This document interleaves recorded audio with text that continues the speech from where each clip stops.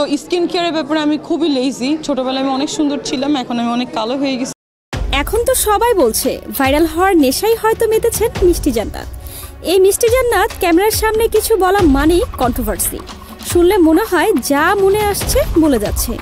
সম্প্রতি মিষ্টি জান্নাত তার ফেসবুকে শাকিব খানের একটি ছবি আপলোড করে লিখেছেন সি ইউ সুন। এর মানে দাঁড়াচ্ছে শাকিব খানের সাথে আমেরিকায় সে দেখা করতে যাচ্ছে। আরও বেশ কিছুদিন আগে ফেসবুকে শাকিব খানের সাথে একটি ছবি পোস্ট করে লিখেছিলেন ভালো থাকবেন প্রথম আমি, সাথে হার্ট ইমোজি। এছাড়াও তিনি নিজেই একবার বলেছিলেন সে শাকিব খানের তৃতীয় স্ত্রী হতেই পারে, তবে কখনই তিনি ক্লিয়ার করে কিছু বলেন না।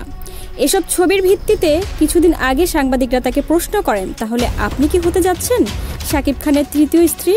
এর সাথে আসলে তোমার সম্পর্কের জায়গা আসলে কেমন? শাকিব খানকে নিয়ে কোনো কথা এমন প্রশ্ন উল্টো তিনিই আবার সাংবাদিকদের প্রশ্ন করেন যে এসব প্রশ্ন কেন আপনি আমাকে করছেন? এসব প্রশ্ন আপনারা সরাসরি শাকিব খানকে করুন, আপনাদের কাছে এটা আমার অনুরোধ। এসব বিষয়ে সে আপনাদেরকে সুন্দর উত্তর দিতে পারবে। সাংবাদিকরা তাকে আবারও প্রশ্ন করেন তাহলে শাকিব খানের সাথে আপনার সম্পর্কটা প্রেম নাকি বিয়ে? এর প্রশ্নে সে নিজেকে কিছুটা গুটিয়ে নেয় এবং বলে কিছু ব্যাপার গোপন থাকাই ভালো, কারণ তারকাদের কিছু ব্যাপার গোপন থাকা জরুরি। আমি এই বিষয়ে কোনো কথা বলতে চাই না, সত্যি মিথ্যা সময় হলে সব জানতে পারবেন।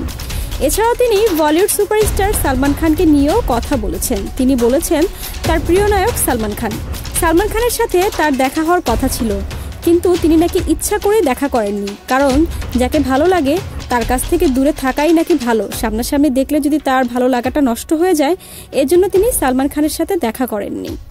ঢাকাই সিনেমার জনপ্রিয় মুখ মিষ্টি জান্নাত, যিনি 2014 সালে লাভ স্টেশন সিনেমার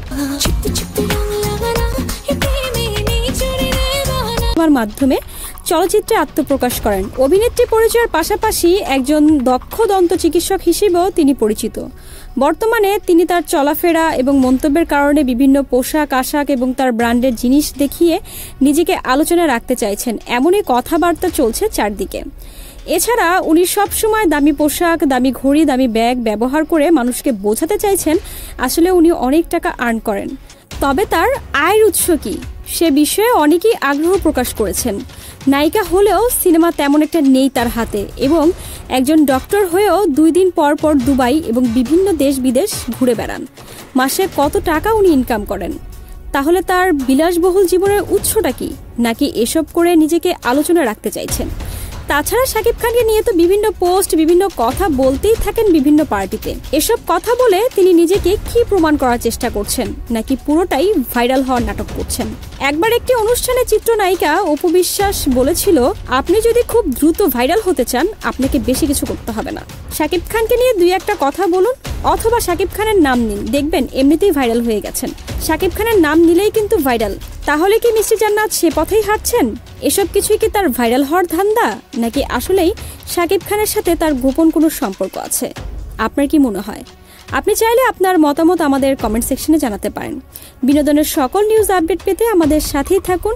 ভিডিও ভালো লাগলে আমাদের ইউটিউব চ্যানেলটি সাবস্ক্রাইব করুন, লাইক, কমেন্ট এবং শেয়ার করুন। সাথে আমাদের ফেসবুক পেজটি ভিজিট করতে ভুলবেন না।